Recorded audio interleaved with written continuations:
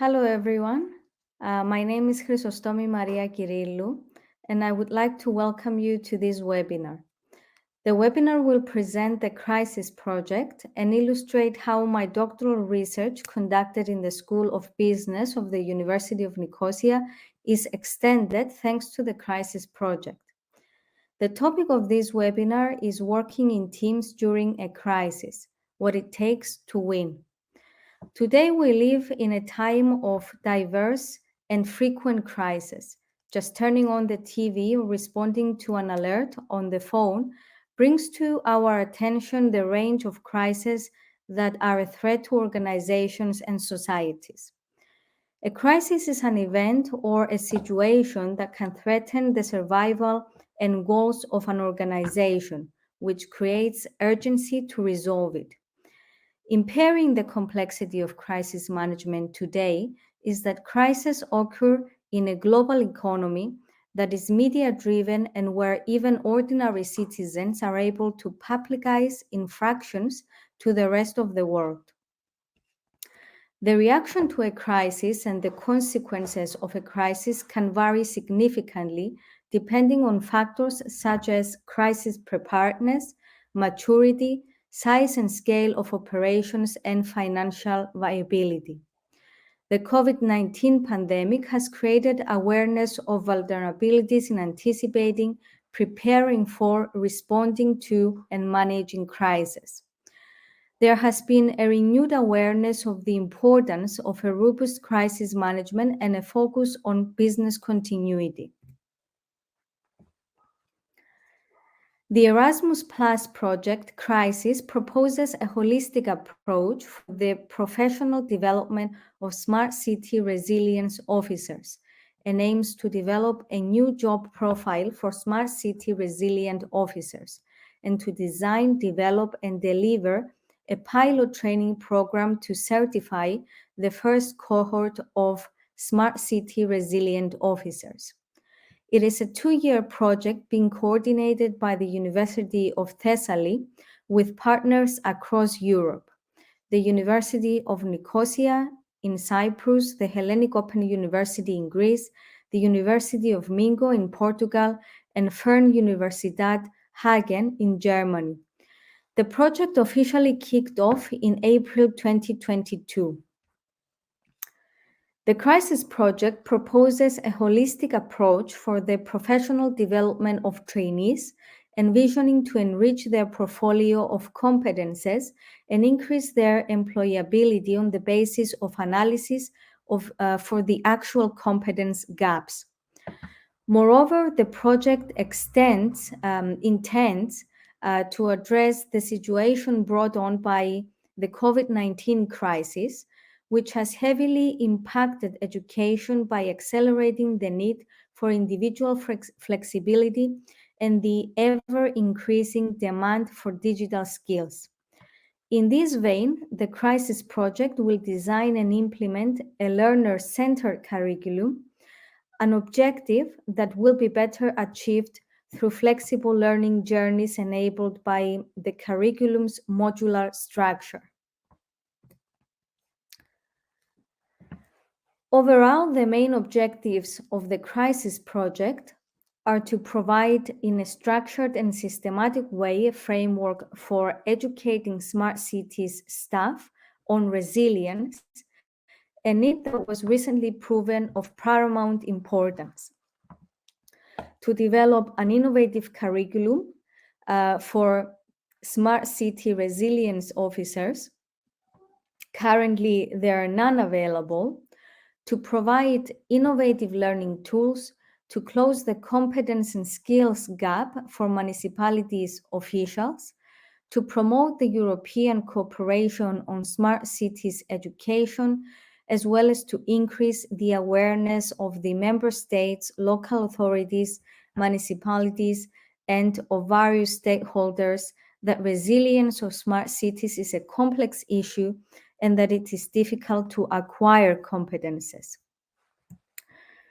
Building upon important work delivered by previous Erasmus Plus projects undertaken by the partners, such as the Smart DevOps project, And in line with that, the Crisis Project is focused on implementing transdisciplinary approaches and novel pedagogical models, including contemporary approaches such as concept mapping and problem solving, as well as group-based, project-based, peer, and participatory learning in order to engage, inspire, motivate, and stimulate learners throughout the learning process.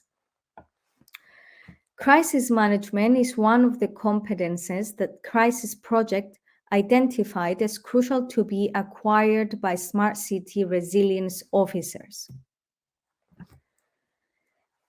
My doctoral research is very much aligned with the Crisis Project since it examined collective intelligence as a systemic dimension that can provide guidance about the formation of teams facing a crisis and an assessment of their maturity levels, and has arrived eventually to the development of the collective intelligence maturity assessment model, which we will refer to during this webinar as the SIMA model.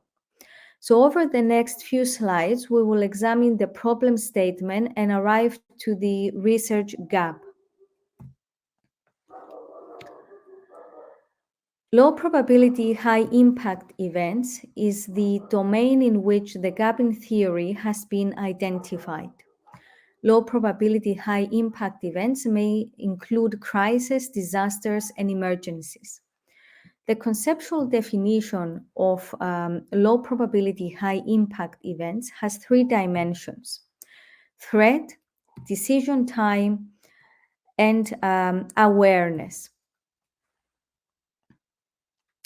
Low probability, high impact events appear as an unexpected surprise situation of serious threat to the decision maker, allowing only a short time for decision before the situation significantly escalates. The management process consists of three main phases: the pre-event phase, in which prevention and preparation activities take place; the event, which necessitates immediate response; and the post-event phase, in which recovery and review take place. Crisis management is about planning actions that are focused on combating a crisis or minimizing the harm from a crisis. Crisis management is basically comprising activities an organization conducts in an attempt to keep a crisis from occurring or to mitigate or soften the impact of a crisis.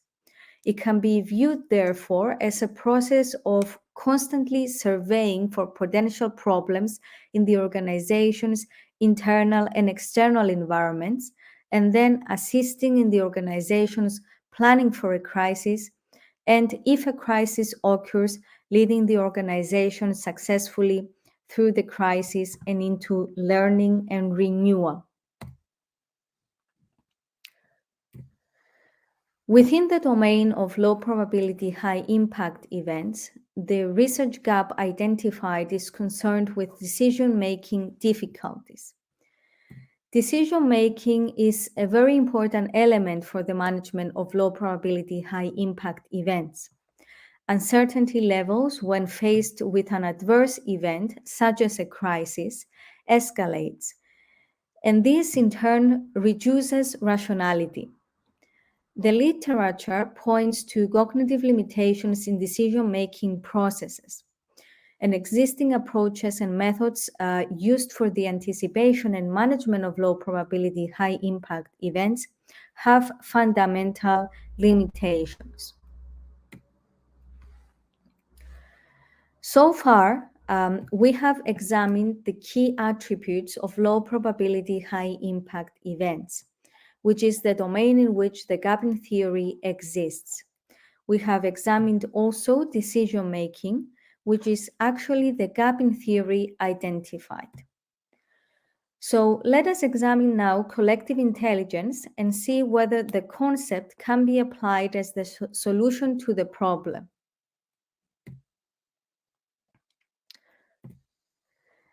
The effect of judgment or decision-making biases can be lessened or eliminated through the use of collective intelligence.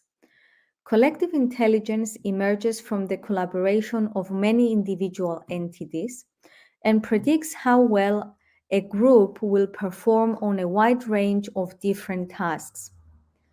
Collective intelligence through the outreach of many subjective views, which may carry biases individually, results into a diversity of assumptions, solutions, and beliefs that collectively are found to mitigate human biases and lead to more objective decision outcomes. The use of collective intelligence provides diversity of viewpoints and input that can deter pattern obsession, self-serving bias, belief preservance, and negative framing effects. The literature on collective intelligence shows that three factors significantly correlate with collective intelligence. These factors are the average social sensitivity of team members, the proportion of the female participants in the team, and the equal distribution of conversational turn-taking and participation in discussion. The main research question that my research set out to answer is what are the significant factors that need to be included in a collective intelligence maturity assessment model, examining the preparedness of organizations for managing low probability, high impact events. Building on the theoretical foundations of maturity assessment models, the aim of my research has been to design and develop a CI maturity model for the assessment of organizations' preparedness and resilience towards low probability, high impact events. Based on the main research question, I formulated 4 research objectives, and the table here aligns the research objectives with the research strategies and techniques employed for data collection. The first research objective, identify indicators related to the management of low probability, high impact events, has been met with secondary data collection. Secondary data collection and the conduction of multiple experiments have been used to answer the second research objective, which was to explore indicators related to the management of low probability, high impact events in the presence of collective intelligence supported decision making. While the third research objective, design and develop a CI maturity assessment model, has been met with secondary data collection, the contribution of expert opinion, and the conduction of multiple experiments.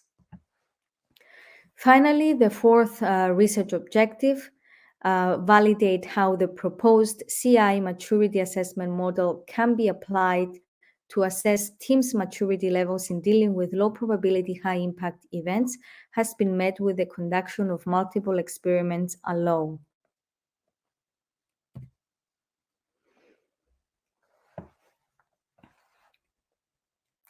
As mentioned earlier, the aim of my research was to materialize a CI maturity model for the assessment of teams' preparedness and resilience towards low probability, high impact events. The process followed to arrive to this maturity model can be summarized in 3 main stages that form the research outline. At the first stage, indicators and factors which are of critical importance for the evaluation and maturation of collective intelligence in teams and collective performance in relation to the management of low probability, high impact events have been investigated at a theoretical level. At the second stage, 3 interconnected experiments were conducted and primary data were collected. Indicators and factors important for the evolution and maturation of collective intelligence and collective performance in relation to the management of low probability, high impact events have been investigated at an empirical level. At the third stage, the analysis of the primary data led to a new model for maturity assessment.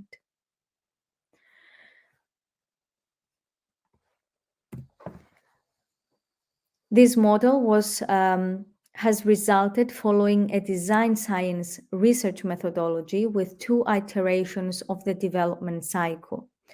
During the first development cycle, an initial design of the SIMA model has been proposed.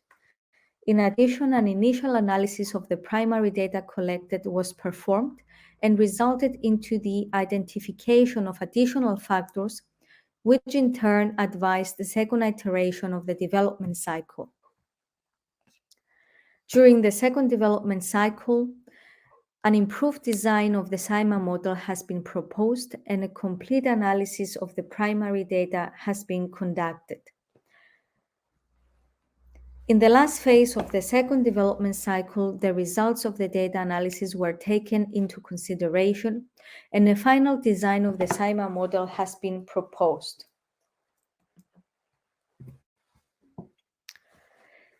The figure here presents the maturity model development cycle followed to arrive to the design of the collective intelligence maturity assessment model. The complete development cycle, as shown here, consists of 4 phases: define scope, design model, evaluate design, and reflect evolution. Due to time constraints, we will not examine each phase separately, but we will focus more on the experiments conducted in the evaluate design phase of the first iteration of the cycle. As far as I know, my research is the first to examine jointly decision-making, collective intelligence, and maturity assessment models. The need for the development of the SIMA model has been investigated in detail through the examination of the topics in relation to decision-making. And the opportunity for the development of the model has been examined thoroughly through the study of the topics in relation to collective intelligence.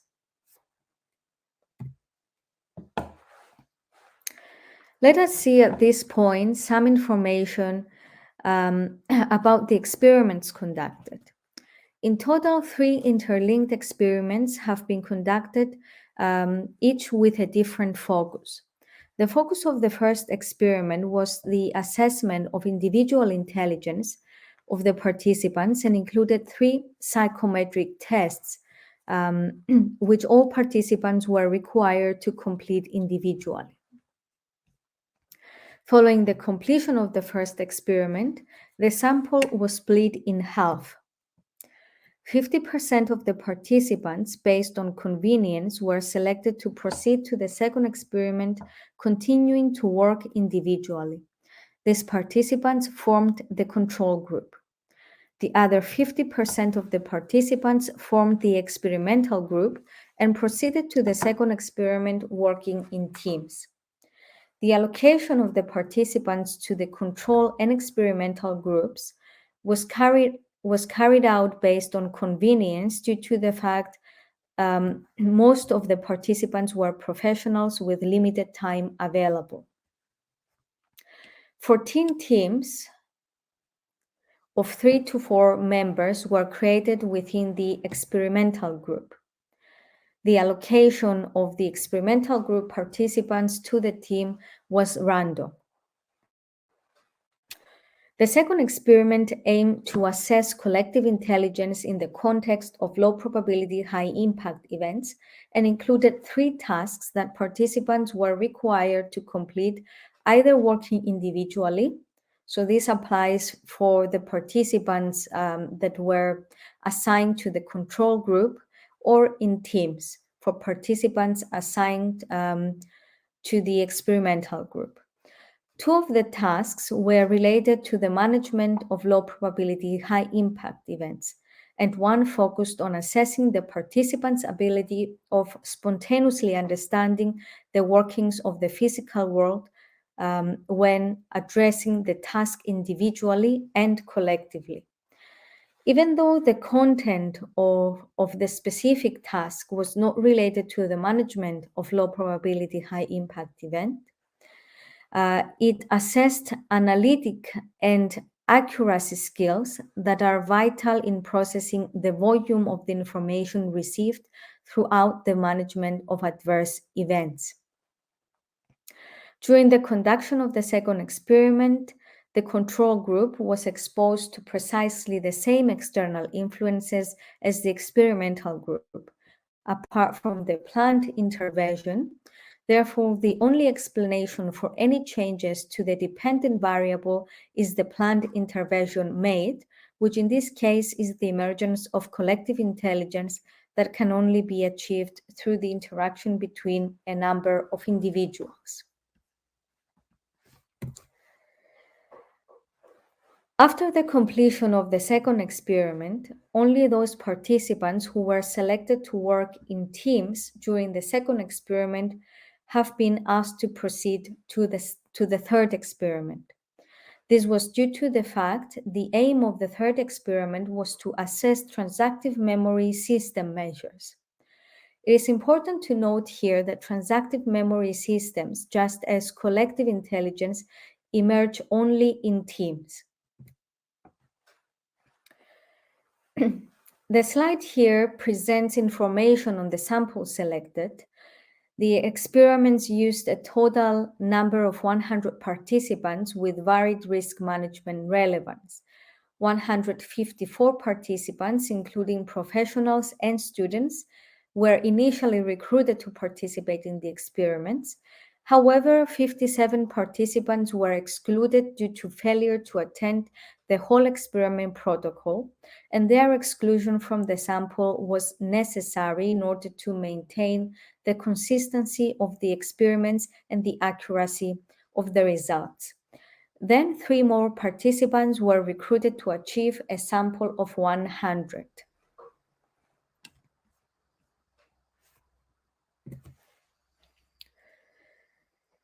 The Reading the Mind in the Eyes, the Folk Physics Test, Part 1, and the Big Five Personality Test were used to measure individual intelligence in the first experiment. These 3 tests are extensively validated. This is an example of the Reading the Mind in the Eyes test.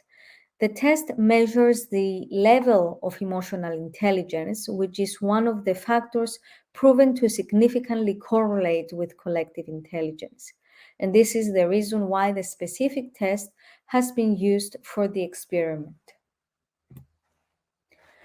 We have here an example of the folk physics test. The specific test was used in order to measure the participants' ability level of spontaneously understanding the workings of the physical world. The test measures fundamental skills needed for the successful management of low probability, high impact events. It is important to note here that the framework of evolutionary psychology holds the view that the human mind must be measured in terms of its evolved adaptedness to the environment. Intuitive or folk psychology for understanding social causality, and intuitive or folk physics for understanding physical causality are considered to be key neurological adaptations of the mind, of the human mind.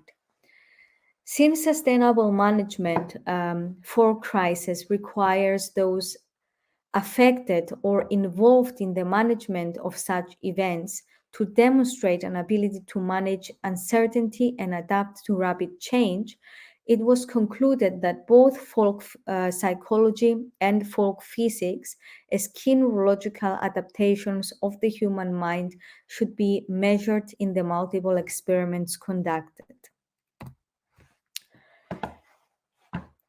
This is an example of the Big Five personality test. Individual personality traits were measured in the experiment in order to determine whether personality traits are positively correlated with humans' ability to make inferences about notions of the physical world, as well as their capacity to explain and predict the mental state of other people. And in order to explore the relationship between personality traits and collective intelligence in the context of low probability, high impact events.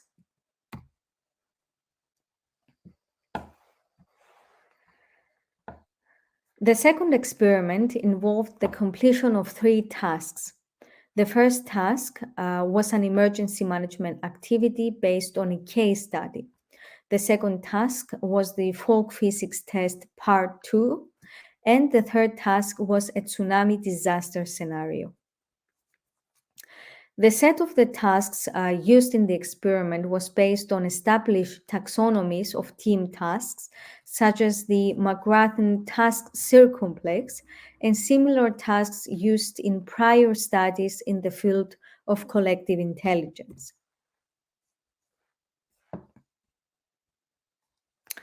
The McGrath task circumplex is an established and validated taxonomy characterizing tasks according to the dominant coordination process required for its accomplishment by a team. It identifies 4 main types of tasks. Quadrant 1 contains generate tasks, which include brainstorming tasks and anything involving the development of new ideas or information. Quadrant 2 includes choose tasks, which involve deciding about issues that either have a correct answer or which are matters of judgment. Quadrant 3 includes negotiate tasks, which involve resolving conflicts of interest or points of view. And Quadrant 4 contains execute tasks, which involve performance and psychomotor tasks.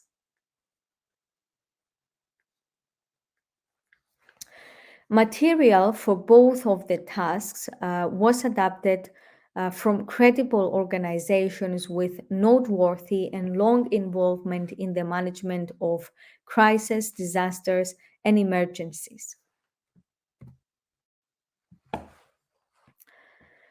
The first task was designed based on material obtained from a course offered by the Federal Emergency Management Agency's independent study program. The Federal Emergency Management Agency is a division of the United States Department of Homeland Security committed in helping people before, during, and after disasters. For the completion of this task, participants of the experiment were required to answer 2 open-ended questions and 2 multiple-choice questions, with only 1 correct answer, based on a case study on emergency planning. Supporting material was provided to all participants, covering topics on the emergency planning process, the main steps of the emergency planning, and the parties involved in the process. Participants were given 20 minutes to complete the task. For the 2 open-ended questions, the individuals, those that were in the control group, or the teams, for those that were placed in the experimental group, earned 1 point for each issue relevant to the question covered in their answer, and 1 point for each multiple choice question answered correctly. I will skip task 2, which was the folk physics part 2, because we have seen an example of that previously. And I will jump to the third task that was designed based on material adapted by Stop Disasters, a resource management and strategy game developed to educate about the warning signs of disasters and the methods of reducing casualties and impact as a result of natural disasters or catastrophes. The game has been launched by the United Nations International Strategy for Disaster Reduction, and many organizations such as the International Federation of the Red Cross and the Center for Research on Epidemiology of Disasters, as well as experts on education, emergency management, scenario development, and disaster risk reduction, have participated in the development of its contents and the making of the game. For the completion of the third task, participants were initially given 10 minutes to study a fast fact sheet about tsunamis that was provided to help them to complete the task. They were asked to remember as much information as possible, as they were not allowed to take notes on the information provided. This for team members, so for those that were assigned to the experimental group, meant that they had to coordinate in such a way so that they can collectively remember as many information as they could. Here we have the activities included in the task. Activity 1 and activity 2 and activity 3. Moving on now to the third experiment, the dimensions of the transactive memory systems developed in the teams during the conduction of the second experiment were measured in the third experiment, with participants being asked to complete individually a transactive memory system scale. The concept of transactive memory systems offers an effective way of understanding individual and group behavior through the examination of the style in which individuals and groups process and structure information. Transactive memory is a collective mechanism for encoding, storing, and retrieving data. Just as collective intelligence, transactive memory systems emerge naturally when people work together. Such systems develop on the basis of two functions that take place simultaneously: the operation of the individual's memory systems and the processes of communication that take place within a team. Transactive memory is thus not traceable to any of the individuals alone. Neither can it be found somewhere between individuals. Instead, just as collective intelligence, it is a property of the group itself. In this sense, each member's performance is linked to the performance of the other team members, since they all rest on each other to accept responsibility for storing data. Thus, each team member's performance relies not only on their own knowledge, but also on the knowledge of others in their team. This is an example of the model used to measure the three components of transactive memory systems developed within teams. Empirical and theoretical research on knowledge and thinking processes implies that specialization, credibility, and coordination are indicators of transactive memory systems.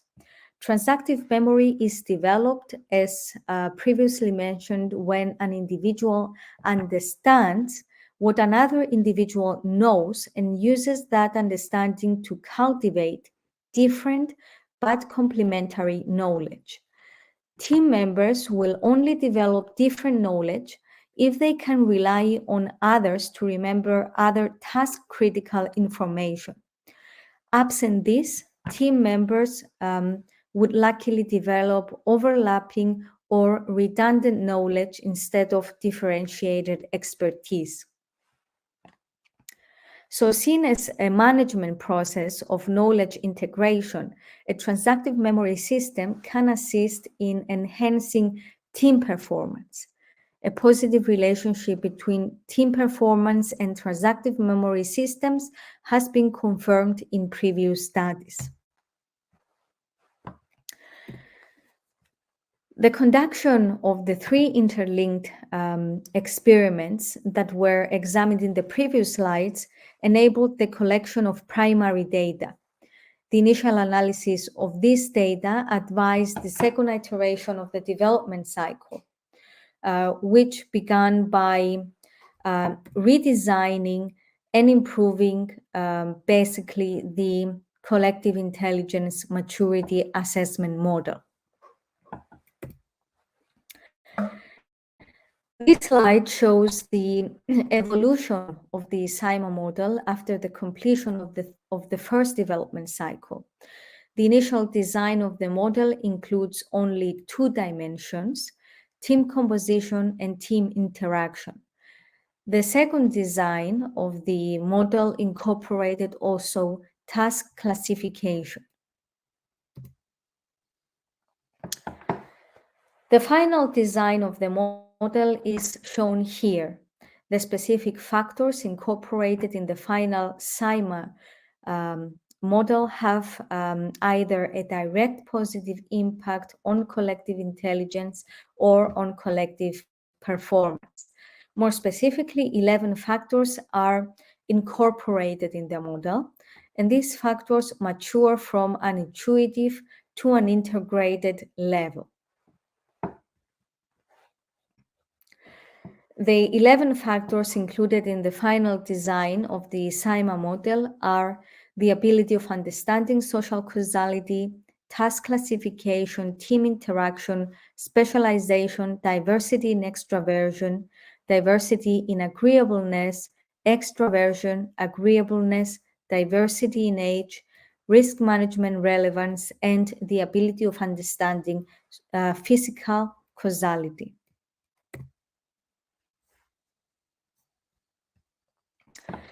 The factors included in the final SIMA model design have been placed in four categories: team composition, transactive memory systems, team interaction, and task classification.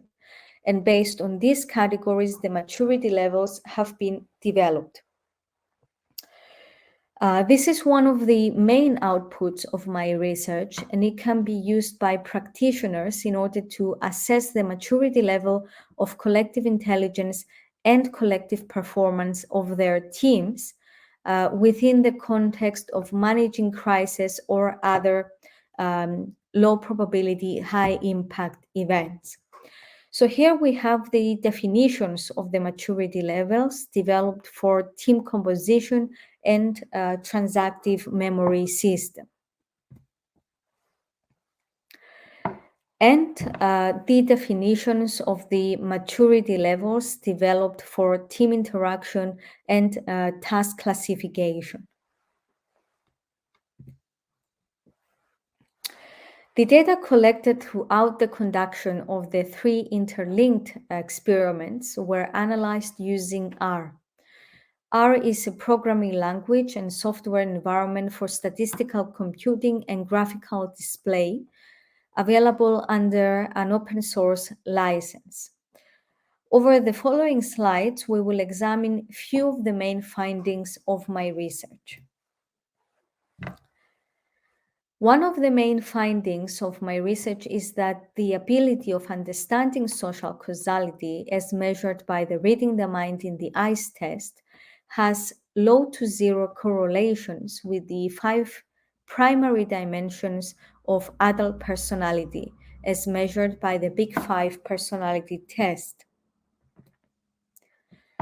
An additional main finding is that a higher level of collective intelligence is associated with higher collective performance. This, of course, relates to an additional finding worth mentioning: the fact that belonging in a team is associated with higher collective performance as compared to working individually. The findings support the findings of previous studies that provide evidence that collective problem solving leads to enhanced performance and improved solutions that no individual can achieve alone. The empirical results of my research showed that higher levels of emotional intelligence in the teams are associated with a higher level of performance. Theory of mind, as measured by the reading the mind in the eyes test, and consequently emotional intelligence, have predictive power over the performance outcomes of teams. Regarding the diversity in the teams, the results confirm the notion that teamwork output is the result of multiple mechanisms that may interact, and that diversity in skills, knowledge, and demographic characteristics, including personality traits, as well as the characteristics of the task at hand, affect team performance through multiple channels. Finally, regarding the transactive memory systems developed in the teams during the second experiment, it has been discovered that the total TMS score has no correlation with collective intelligence. This is contrary to expectations, since the comprehensive literature review conducted individually on the two concepts points to the conclusion that both share common factors that are significantly correlated with their emergence in teams. In addition, in relation to the transactive memory systems component of credibility, the findings of my research show that the higher the communication and interaction between team members, the less accurate, reliable, and credible the knowledge shared within the team becomes.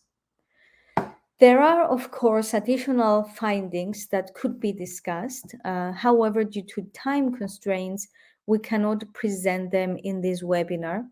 And of course, several promising directions for future research have been identified. So moving on to the main contributions of my research. The first contribution of my research relates to the emphasis placed in considering collective intelligence as a systemic dimension that can provide organizations with a methodological assessment of their maturity levels in dealing with adverse events. The second contribution relates to the attention drawn to the relationship between collective intelligence and transactive memory systems. My research is the first to verify a positive correlation between transactive memory and high complexity tasks within the context of managing adverse events with the use of collective intelligence. And this consists the third contribution of my research. In addition, my research has established a relationship between collective intelligence and the ability of spontaneously understanding the workings of the physical world. To the best of my knowledge, it is the first study to investigate folk physics in the context of collective intelligence. Furthermore, the research is the first to report results regarding personality traits in correlation with collective intelligence, especially within the context of managing adverse events. Even though previous studies conducted in the field of collective intelligence involved measuring the personality of the participants engaged, they failed to draw associations and identify correlations. The development of the SIMA model is, of course, one of the main contributions of my research.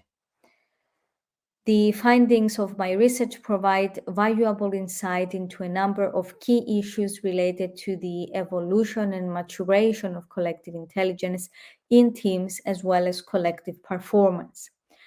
This research has identified some of the ideal characteristics of teams that teams must possess for the successful and sustainable management of adverse events.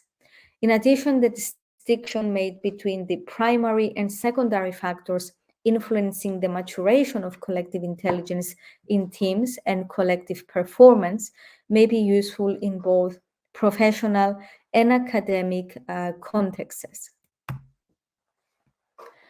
Finally, my research also led to a managerial implication.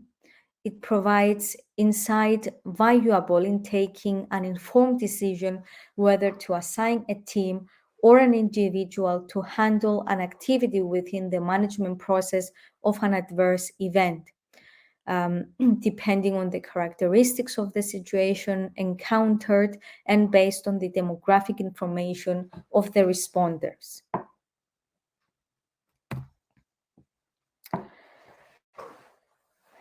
I would like to thank you for your attention. I would be very happy to answer any questions you may have. Please feel free to contact me via email.